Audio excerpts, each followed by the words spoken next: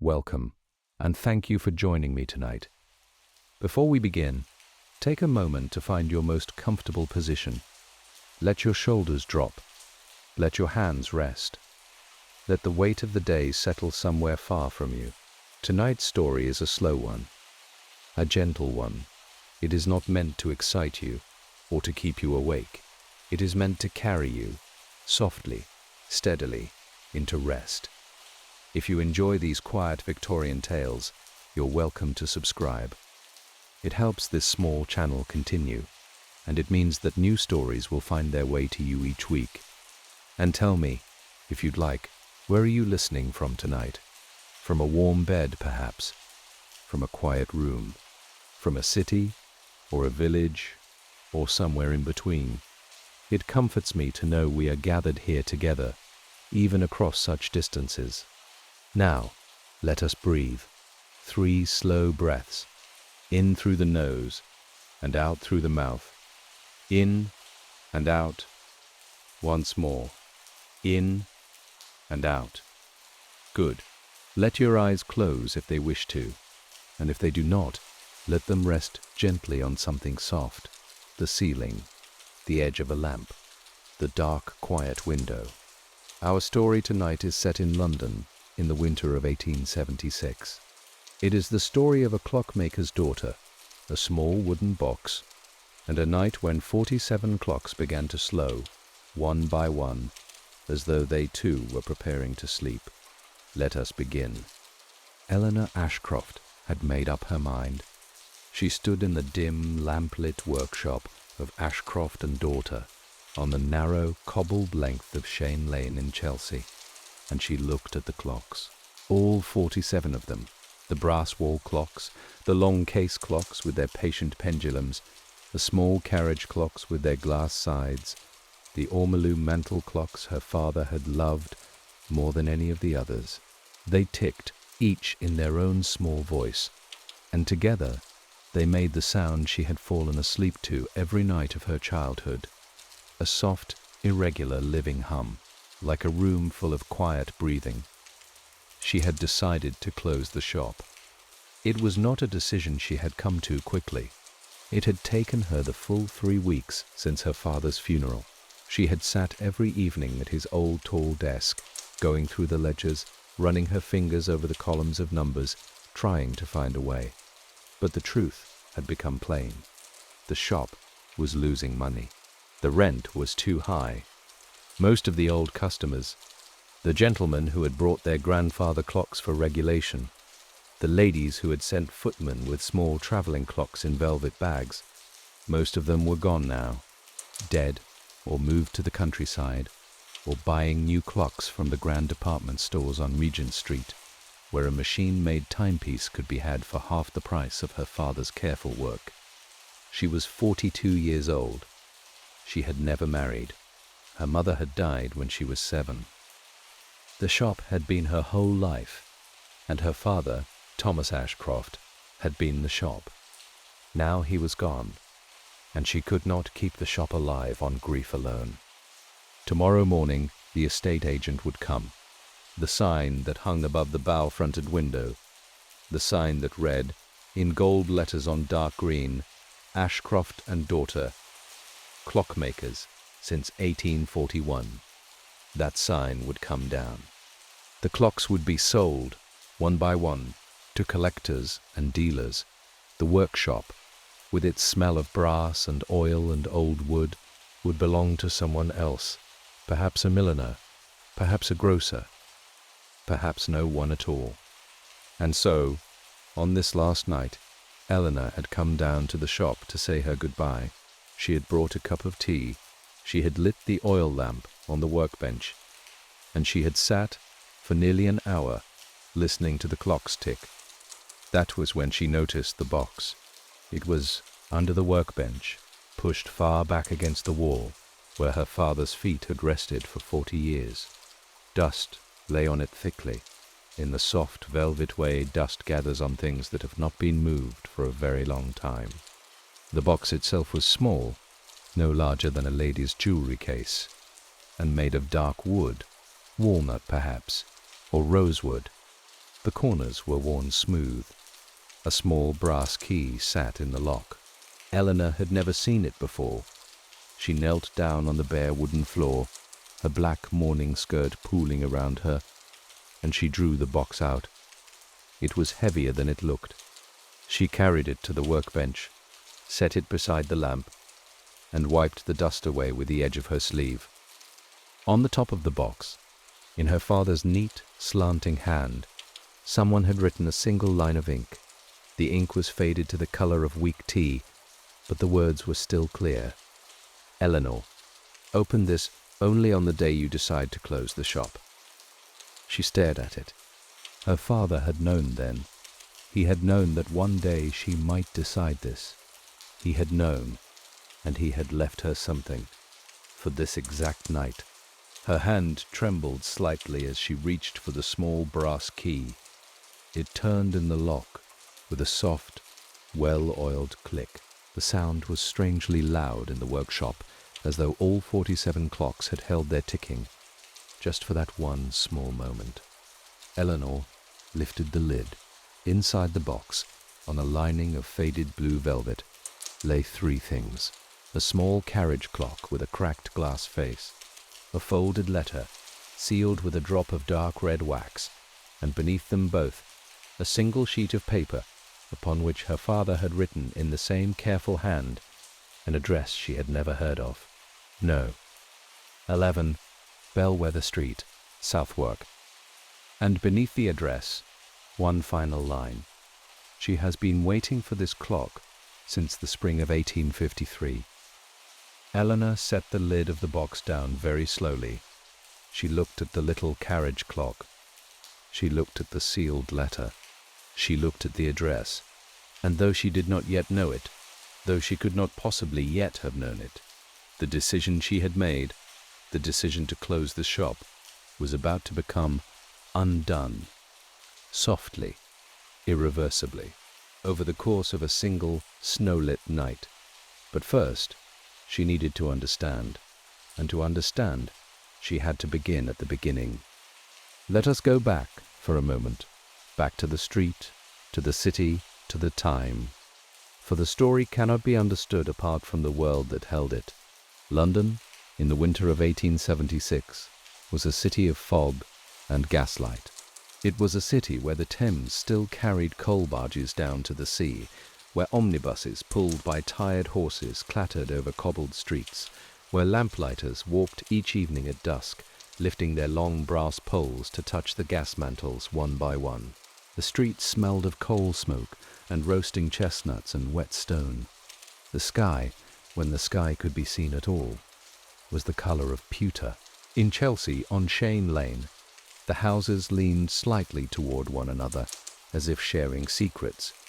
Ashcroft and daughter stood between a bookseller and a tea merchant, with its bow-fronted window catching the glow of the street lamp just outside.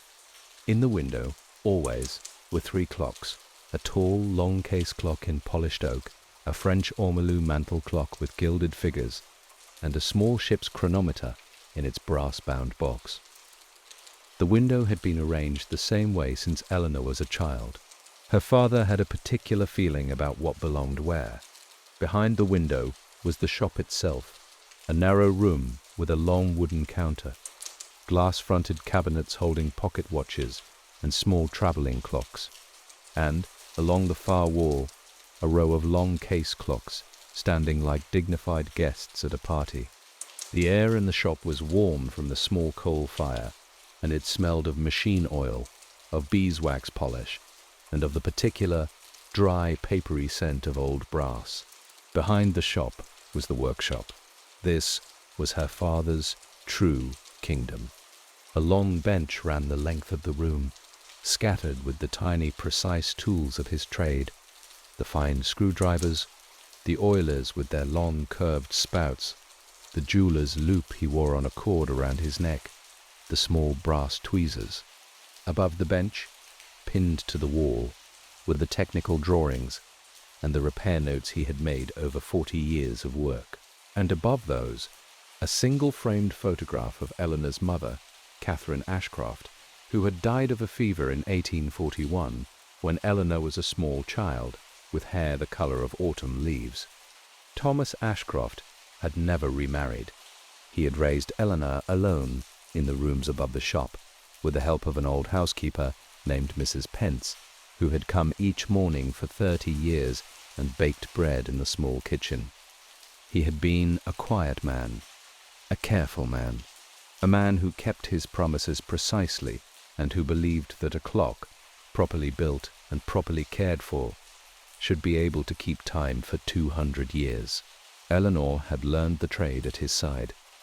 She had taken apart her first clock movement at the age of 9, had cleaned her first mainspring at 11, had regulated her first long case clock at 14. She had been good at it. Her hands were patient and her eyes were sharp, and she had the particular stillness that clockwork required, the willingness to sit for hours over a bench, adjusting a single screw by a fraction of a turn. She had, long ago, been happy there. And then, one by one, the years had passed. The customers had grown fewer. Her father had grown older.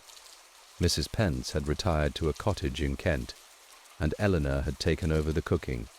The rooms above the shop had grown quieter, with only 2 people in them instead of 3. And then, 3 weeks ago, only 1. That was the city, and that was the shop, and that was the life. And now, on the night of her decision, Eleanor sat at the workbench, with a small walnut box open before her, and the ticking of 47 clocks gathered around her, like a congregation. She reached, at last, for the sealed letter. Before we follow her to the letter and to the snowy streets beyond, let me tell you a little of Eleanor herself, for a story, after all, is mostly a person, and all the world around them is only the room in which they stand. Eleanor was a tall, slender woman, with dark hair already greying at the temples, though she was only 42. She wore it pulled back in a simple, low chignon, no ribbons, no jewelled combs, only a single tortoise-shell pin that had been her mother's. Her face was not a beautiful face in the fashionable sense of the day. It was a long face, thoughtful, with steady grey eyes and a serious mouth. When she smiled, which was not often, her whole face changed, and one could see, suddenly, the warmth underneath. But she did not smile often. She dressed, always, in dark colours.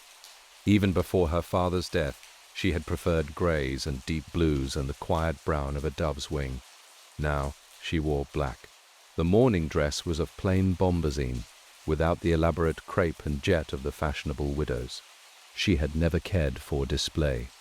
She had never cared for much of anything that was not the shop, or her father, or the few books she kept on the small shelf beside her bed.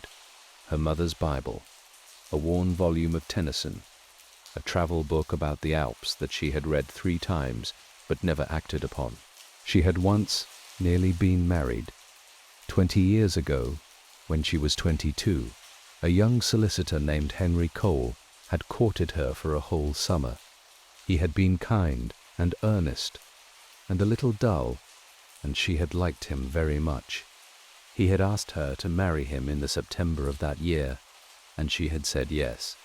But then her father had grown ill with a long fever, and she had stayed to nurse him, and the wedding had been postponed, and then postponed again, and then, without any particular cruelty, without any particular quarrel, the engagement had quietly ended. Henry had married someone else 3 years later. Eleanor had gone on working in the shop. She did not most days regret it. She loved the work. She loved the slow, patient rhythm of it. She loved watching a broken clock return, piece by piece, to life. She loved the way her father trusted her with his most delicate repairs. She loved the rooms above the shop, with their small coal fire, and the view of the rooftops, and the sound of the street below. But she was, tonight, very tired, and very alone. And the idea of closing the shop had begun to feel not like a defeat, but like a release, a door opening, a small, quiet chance to walk, at last, into a different kind of life. She did not yet know what that life would be.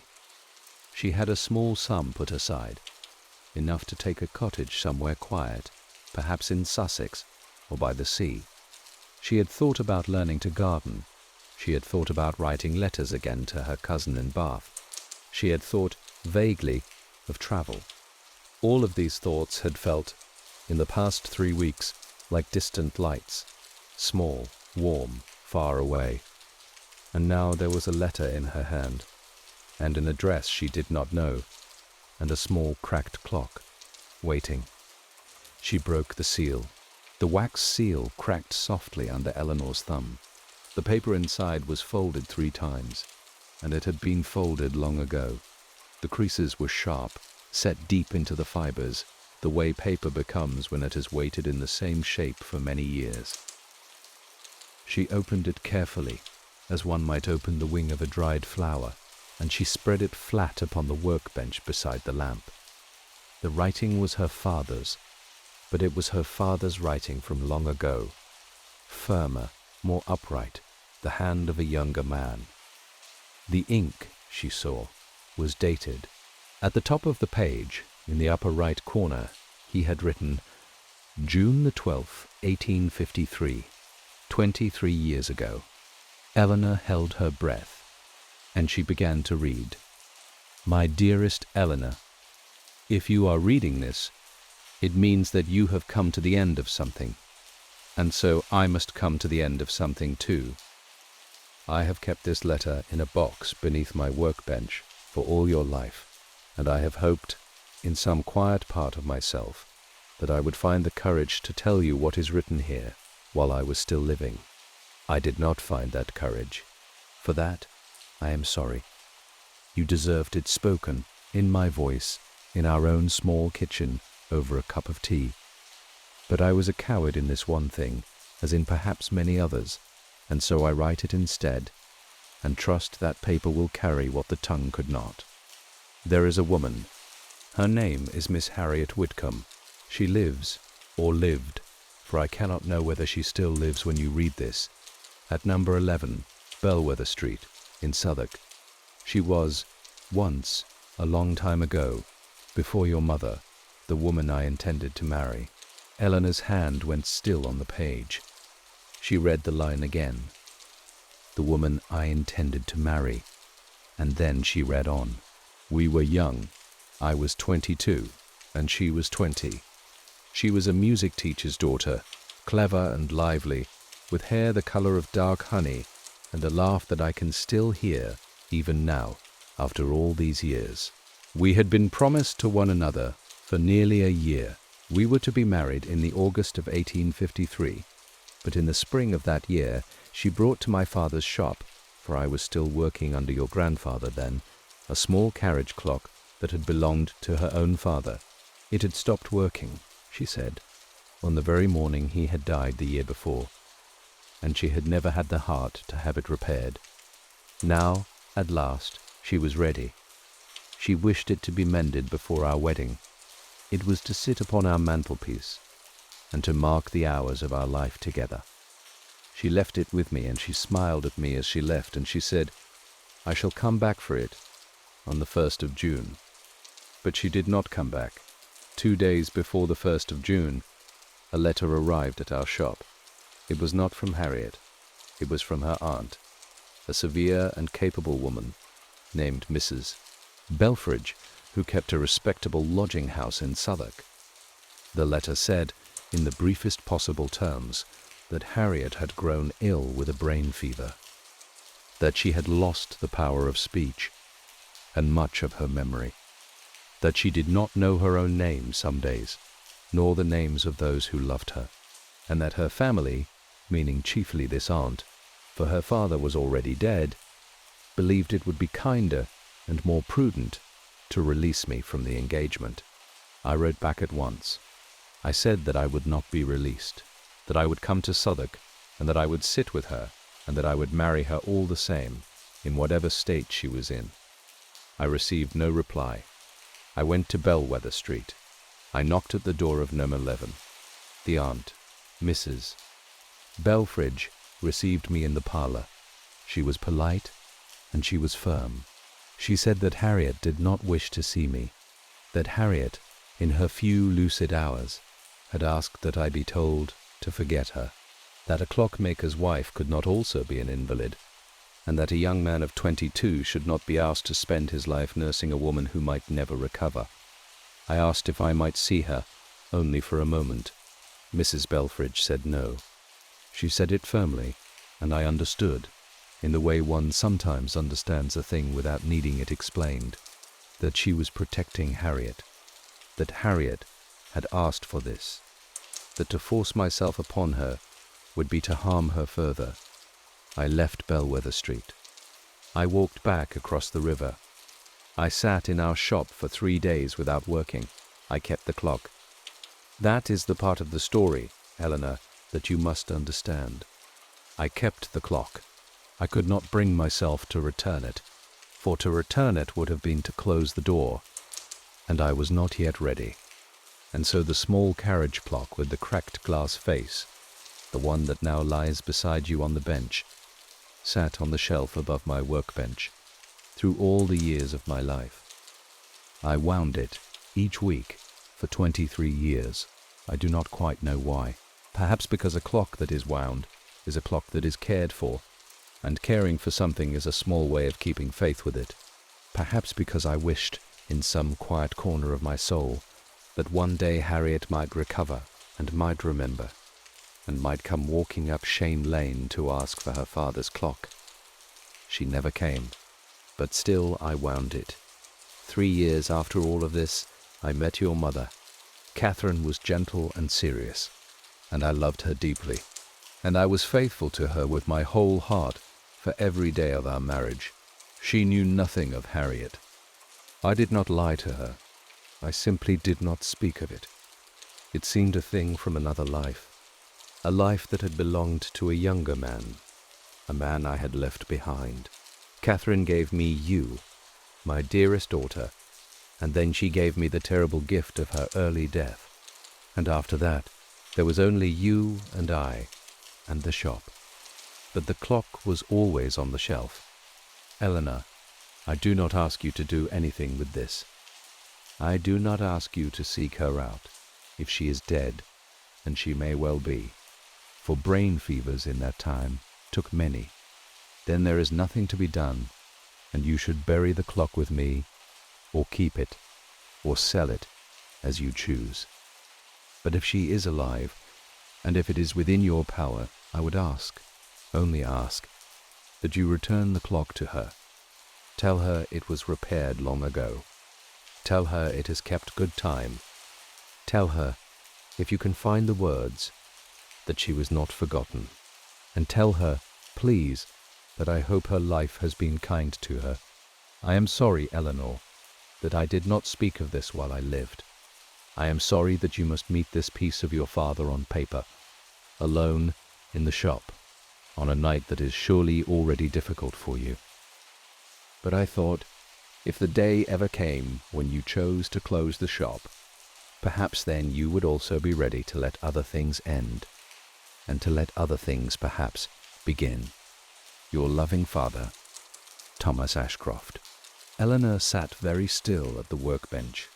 The letter lay before her on the wood. The ink of it faded almost to brown, her father's younger handwriting slanting across the page like a trail of footprints across a long untouched snow. She did not cry. She was, in truth, too surprised for tears, too full of a slow, strange warmth, a warmth that did not quite know whether it belonged to sorrow or to tenderness, or to the peculiar intimate ache of suddenly knowing a person who had always been, she had thought, entirely known. Her father had loved someone before her mother. Her father had kept a clock on a shelf for 23 years, and wound it every week, and never once mentioned it.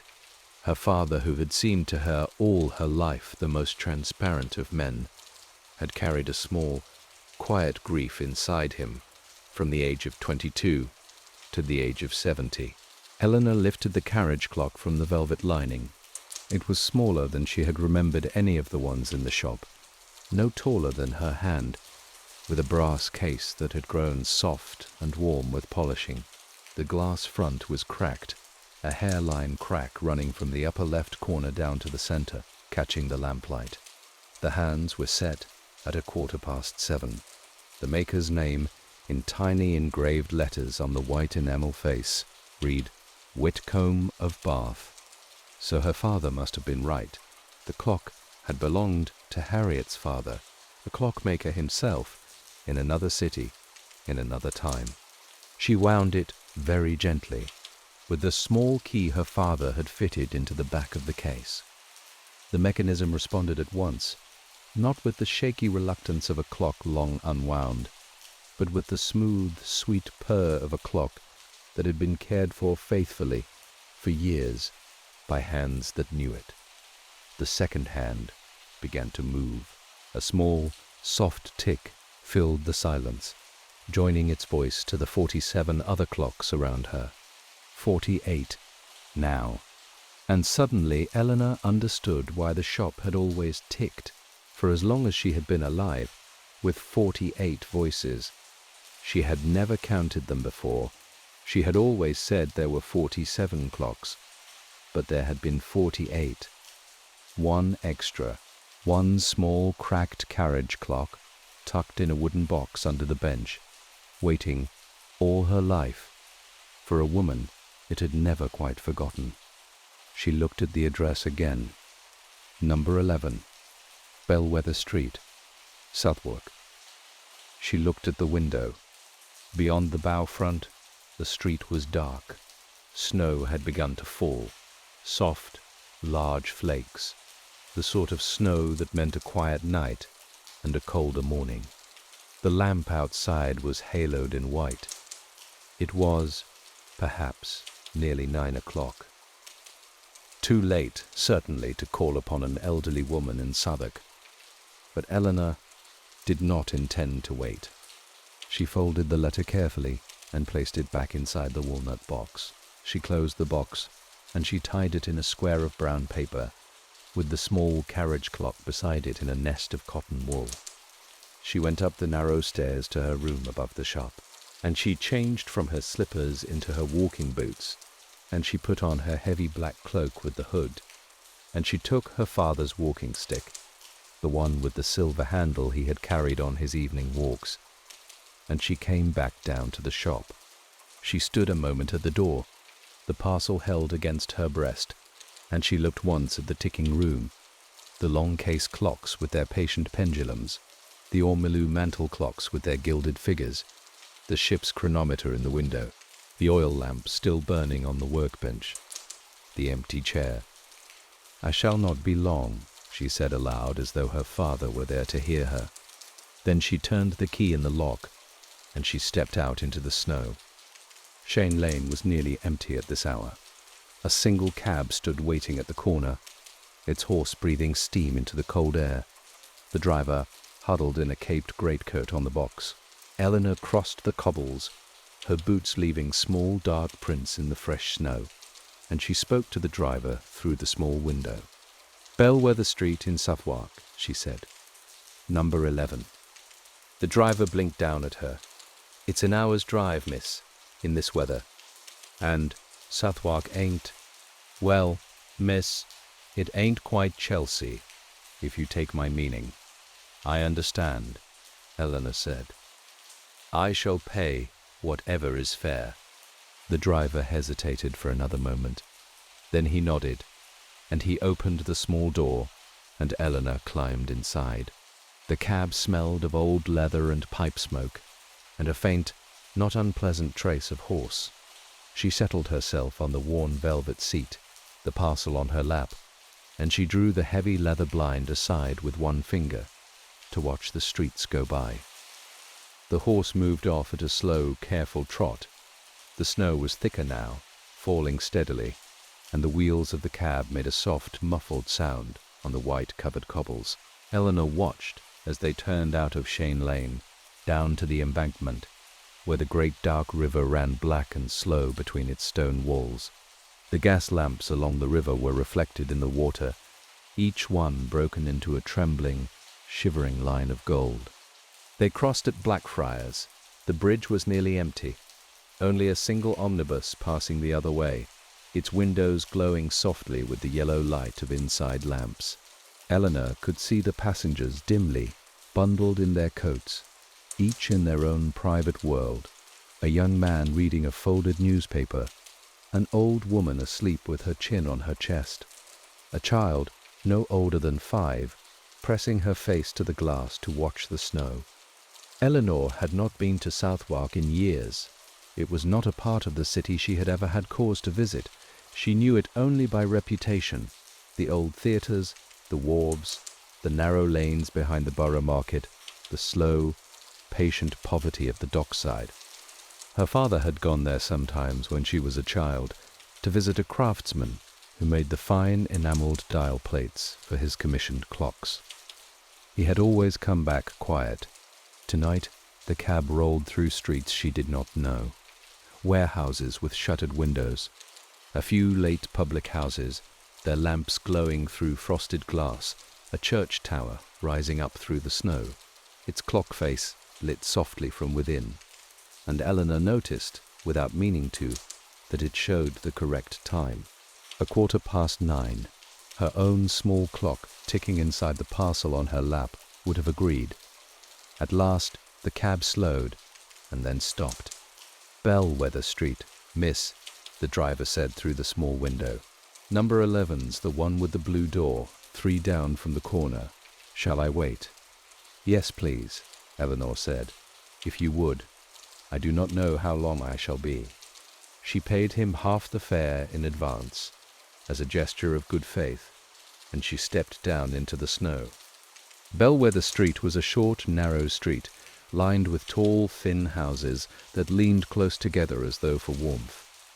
They were old houses, older than Chelsea, with wooden shutters and chimney pots crowded together against the sky. Most of the windows were dark. A few here and there showed a single candle or a single lamp. Number 11 had a blue door, as the driver had said. The blue was faded, chipped in places, but it had once been a good color, a deep, proud blue, like a summer evening. There was a brass knocker in the shape of a small bird. Eleanor lifted it and let it fall. The sound was soft, polite.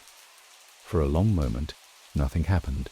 Then a small, careful light began to move behind the fanlight above the door. A candle, perhaps. And then the sound of bolts being drawn back. 1, 2, 3. And then the door opened. A young woman stood in the doorway, holding a candle in a brass holder. She was perhaps 25, with pale hair tucked under a plain white cap, and the careful, competent face of a nurse or a companion. She wore a grey dress with a white apron. "Yes," she said.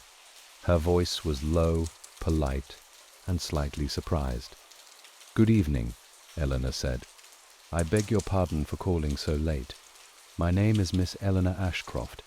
I have come on behalf of my father, who has died very recently. I believe that a Miss Harriet Whitcomb may live in this house." The young woman's face changed, though not quite in the way Eleanor had expected. Not surprise, not confusion, something quieter than either. She looked at Eleanor for a long moment, her grey eyes steady, the candle flame wavering in the cold air between them. "She does live here," the young woman said, at last. "She is my great-aunt. I am Miss Louisa Belfridge." She paused. Then she said, in the gentle way people speak when they have had to say such things many times, "She is very old now, Miss Ashcroft. She is 86, and she is often tired, and she does not always understand the things that are said to her. May I ask, what is it you have brought?" "A clock," Eleanor said, "a small clock. It has been in my father's workshop for 23 years. He wound it every week. He asked me, in a letter I have only just read, to return it to your great-aunt if she was still living, and to tell her." Eleanor's voice faltered, just for a moment. She steadied it. "To tell her that she was not forgotten." Louisa Belfridge was quiet for a moment. Her face, in the candlelight, was very still. Then, slowly, she opened the door wider. "Please," she said, "come in from the snow. I shall take you to her." The house was small and warm. The entrance hall smelled of lavender and beeswax, and the faint, herbal scent of the medicines kept in elderly households. A single gas mantle glowed softly on the wall. A narrow staircase rose up to the left, and a door to the right stood slightly ajar, showing a small parlor beyond. Louisa led her in. "She is in the back sitting room," she said quietly. "She likes it best there. The window looks out onto the garden, and she likes to see the trees, even in the dark. Please, speak slowly, and if she does not seem to understand at once, do not be discouraged. Sometimes she needs a little time." "I understand," Eleanor said. They passed through a small dining room with a round table and a single low lamp, and through a short passage to a door at the back of the house. Louisa tapped gently. "Aunt Harriet, I have brought someone to see you, a kind visitor, with a gift." There was a soft sound from inside the room, a small, agreeable sound, like a hum of curiosity. Louisa opened the door. The back sitting room was a low, comfortable room with faded floral wallpaper and a small coal fire burning behind a brass fender. A tall window looked out onto a garden where snow was settling on bare apple boughs. The curtains had not yet been drawn. An oil lamp stood on a small round table. Beside the table, in a high-backed chair with a worn blue cushion, sat an old woman. Harriet Whitcomb had been, once, a young woman with hair the color of dark honey, and a laugh that a young man of 22 had remembered for 50 years. She was now, Eleanor saw at once, a frail, small woman, very thin, with hair gone to the fine white of thistle silk. It was bound in a simple braid at the back of her head. She wore a dark green shawl over a grey dress. Her hands were folded in her lap, very quiet. Her eyes, when she turned them slowly toward the door, were pale blue, a faded blue, the blue of old summers. But they were clear, and they were, Eleanor thought, with a small lift of the heart, not quite as distant as she had feared. "A visitor, Auntie," Louisa said gently. "Miss Ashcroft." Harriet Whitcomb looked at Eleanor. There was no recognition in her face, only polite, mild curiosity, the curiosity of a kind woman who has had many visitors over a long life, and who has learned to be unafraid of any of them. "Ashcroft," she said slowly. Her voice was light and a little frayed at the edges, but clear. "I do not think I know that name, my dear, but please, come in. Louisa, draw a chair to the fire. It is so cold outside." Eleanor came forward. Louisa set a small cane chair near the fire, and Eleanor sat down, very carefully, the parcel still held upon her lap. For a moment there was only the sound of the fire and of the small mantel clock on the shelf above. A modest clock, not of any great quality, its tick a little uneven. "I have brought you something," Eleanor said. Something that belonged to you many years ago. My father asked me to return it to you." Harriet Whitcomb tilted her head slightly. Her pale blue eyes moved from Eleanor's face to the parcel, and back again. "Your father, my dear?" "His name was Thomas Ashcroft. He was a clockmaker in Chelsea." The old woman's hands, folded in her lap, moved very slightly. Her fingers tightened, just a little upon one another. Her eyes did not leave Eleanor's face. For a long moment She said nothing. Then, very softly, she said, "Thomas, Thomas." The old woman spoke the name quietly, as though she were setting down something small and precious upon a table. She did not look surprised.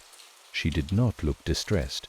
She looked, Eleanor thought, like a person who had just found a word she had been trying, for a very long time, to remember.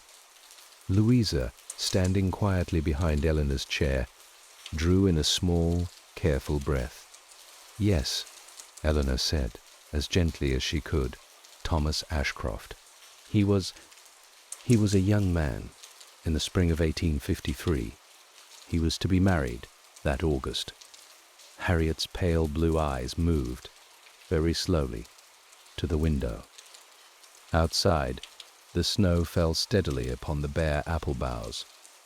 She looked at the snow for a long time, and then, without turning her head, she said, in the same quiet, frayed voice, "He had brown hair, and a very steady hand, and he used to say that a clock was a small, patient thing, and that one must not hurry it." Eleanor felt her throat tighten. That had been her father's favorite saying. He had said it to her 1,000 times, over the bench. "A clock is a small, patient thing. You must not hurry it." "Yes," she said softly. "He said that all his life." Harriet turned her head slowly back. Her eyes settled on Eleanor's face. "You have his look about you," she said. "The long eyes, the serious mouth. I did not see it at first. I am old, and my eyes are tired, and sometimes the faces do not come to me quickly, but you have his look." "I am his daughter," Eleanor said. "I am Eleanor." "Eleanor," Harriet repeated. She seemed to taste the name, as one tastes an unfamiliar tea. "That is a pretty name. He named you for his mother, I think. She was called Eleanor." "Yes," Eleanor said, quietly surprised. "Yes, she was." The coal fire murmured in the grate. The uneven tick of the mantel clock went on.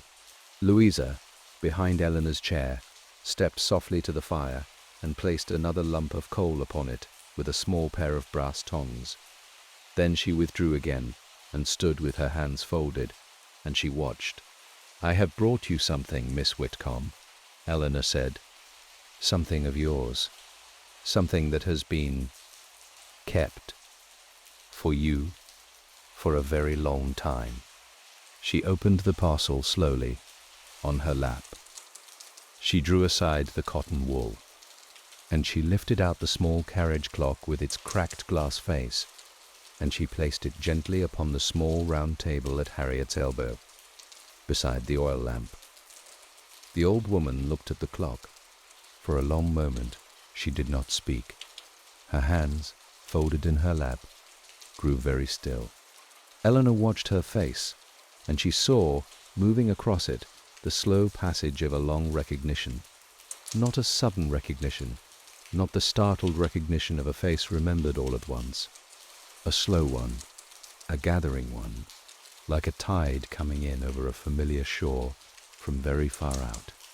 Harriet reached out her small, thin hand. She did not pick the clock up. She only touched it. She laid the tips of her fingers very gently upon the brass case, and she kept them there. Her fingers were old, spotted, slightly trembling. The lamplight lay warm upon them. "My father's clock," she said.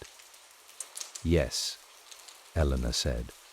"I gave it to him," Harriet said, very slowly, "in the spring. I gave it to him, and I said I should come back for it in June, on the first day of June." She paused. Her pale blue eyes filled for a moment with tears, though the tears did not fall. "I did not go back. I was ill. I was very ill. I lost my words, Eleanor. I lost most of a year. When I came back to myself, the summer was over, and the autumn too. and I was told that Thomas had been released from his promise. I was told that it was kinder so. Her voice grew softer and softer, until the last words were scarcely more than the breath in which they were carried. But I did not feel that it was kinder, she said. I felt that it was a thing I had not chosen. My aunt was a good woman, Eleanor. She believed she was doing right, but she told him, I think, that I did not wish to see him, and that was not true. I only did not know most days who it was I wished to see. When I came back to myself, at last, he had gone. I heard, some years later, that he had married, and I was glad for him. I wanted him to be happy. But I wondered many times about the clock. My father's clock. I thought perhaps he had sold it, or kept it. I did not know. He kept it, Eleanor said. Her voice was very soft now, too. He kept it on the shelf above his workbench. He wound it every week, for 23 years. Harriet's hand, upon the brass case, pressed a little more firmly, as though she were taking hold of something she had thought she had lost. A single tear slipped now from her pale eye, and it ran down the soft, lined cheek, and it disappeared into the folds of the dark green shawl. He was a dear, dear boy, she said. I am very glad he married. I am very glad he had you. I am very glad, Eleanor, that he had a good life. He did, Eleanor said. He had a very good life. And he was happy? He was happy, Eleanor said. He was quiet, but he was happy. He loved his work. He loved me. He loved my mother while she lived, and he missed her afterwards. But he was not a bitter man. He was a gentle man, to the very end. Harriet closed her eyes for a moment. Then she opened them again. Thank you, she said simply. Thank you for telling me that. Eleanor drew from the inside pocket of her cloak the folded letter. She did not read it aloud, but she placed it, quietly, on the table beside the clock. He wrote this for you, she said, though he did not quite know it. He wrote it for me, to tell me your story. But there is a line in it I should like you to have, in his own hand, if you wish to see it. Harriet looked at the letter. She did not take it up at once, but after a moment, with the same slow, patient motion she had used for the clock, she laid her fingers upon it. She did not read it. Eleanor understood, without being told, that Harriet's eyes were no longer strong enough for close reading, and that Louisa would, perhaps in the morning, read the letter aloud to her beside the fire. Is there a line, Harriet said softly, that I might hear tonight? Eleanor drew a breath. She picked up the letter, and she turned it to the place where the writing said, If she is alive, and if it is within your power, I would ask, only ask, that you return the clock to her. Tell her it was repaired long ago. Tell her it has kept good time. Tell her, if you can find the words, that she was not forgotten. She read it aloud, slowly, in the warm lamplit room. Her voice did not break. She was surprised by that. She had thought it would. When she had finished, Harriet was quiet for a long time. Then she said, Tell him. She stopped. She smiled, a very small smile, at the smallness of her own mistake. I had forgotten for a moment that he is gone. Tell him, Eleanor, tell him when you think of him, that I was not forgotten either, that he was kept in a small place beside the clock for all the years I had my wits, and that I am grateful to him, and that I hope his daughter will forgive me for never having been brave enough in any of the years between to write to him myself. He would not have needed forgiving, Eleanor said softly. He understood. Yes, Harriet said. Yes, he would have. They sat together for nearly an hour. Louisa brought tea on a small tray. a pot of plain black tea, and 3 cups and a small plate of plain biscuits. Eleanor drank her tea, and Harriet drank hers, very slowly, holding the cup in both her thin hands as though it were warming her. They spoke, gently, of small things, of Chelsea and of Bath, where Harriet had lived as a girl, of the price of coal, of the winter that had been long and not yet finished, of the snow on the apple boughs outside the window. Harriet did not, that night, speak again of Thomas, but Eleanor saw her fingers from time to time drift back to the brass case of the little clock and rest there, as though checking that it was still real. The clock ticked quietly on the table beside the lamp. Its voice joined the uneven tick of the mantel clock above the fire. 2 voices now in the small back sitting room. At last, Harriet grew tired. Her eyelids began to droop. Louisa rose very quietly and said that she would help her great-aunt to bed. Eleanor rose also. She took Harriet's small thin hand in her own, and she held it gently. "Thank you for coming, my dear," Harriet said. "Thank you for the clock. Thank you for my father's clock."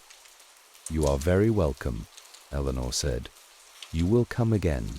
"Yes," Eleanor said, and in that single word she realized that she had just, without planning it, made a promise. "Yes, if I may, I shall come again." "Please do," said Harriet. "I should like that very much." Louisa led her great-aunt slowly to the narrow stair. Eleanor stood alone for a moment in the small sitting room. She looked at the clock on the table, at the little carriage clock, sitting now in its proper place beside the oil lamp of the woman it had always belonged to. The cracked glass caught the firelight. The second hand moved, steady and soft, through the quiet air. When Louisa came back down a few minutes later, she showed Eleanor to the door. At the threshold, in the warmth of the hall, she paused. "Miss Ashcroft," she said quietly, "you have done a great kindness tonight. I have been my aunt's companion for 11 years. She has spoken of your father, not often and not always clearly, but often enough that I knew there had been someone. She did not know his name, most of the time, only that there had been a young man with a steady hand, and that she was sorry. You have closed something that was left open for her, and I am grateful." "She has done the same for me," Eleanor said. "She has told me my father was loved, twice in his life. That is a good thing for a daughter to know." Louisa smiled. It was a tired, warm smile. "Will you truly come again?" "Yes," Eleanor said. "I shall come next week, if that would suit her." It would suit her very well.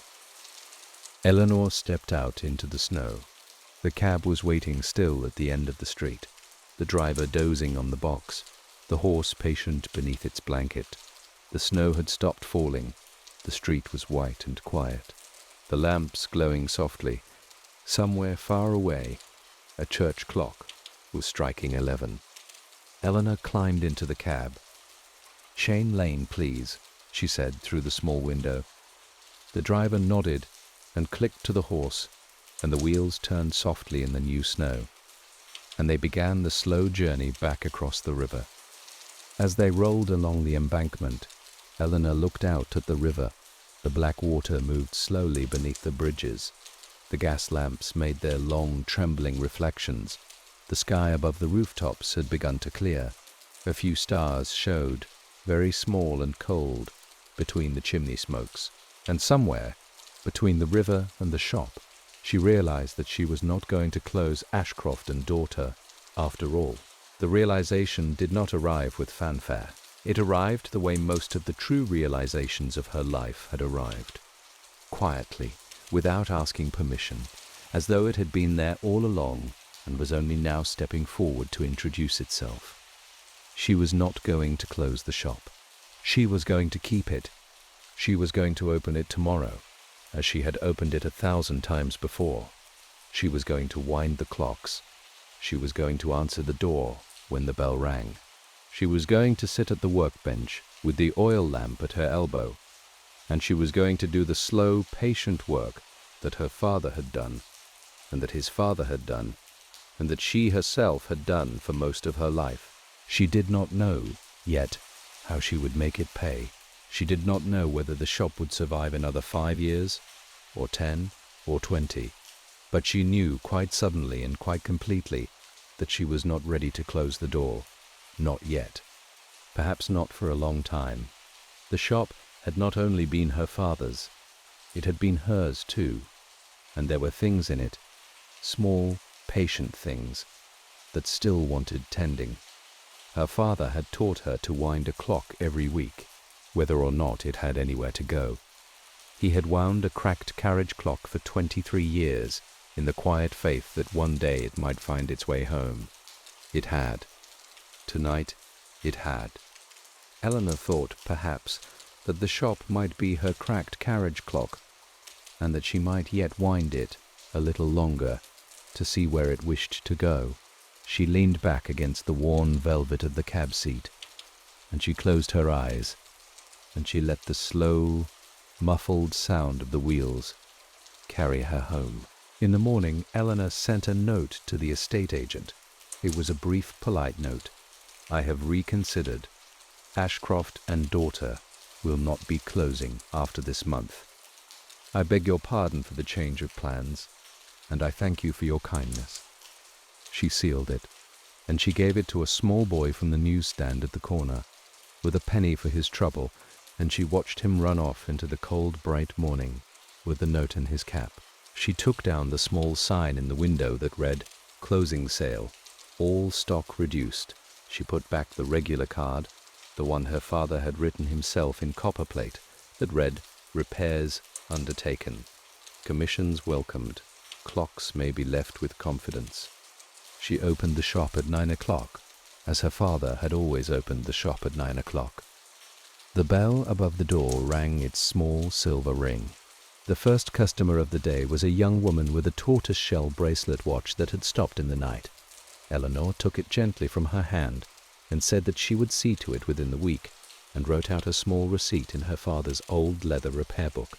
She visited Bellwether Street the following Sunday, and the Sunday after that, and the Sunday after that, for as long as Harriet Whitcomb was living to receive her.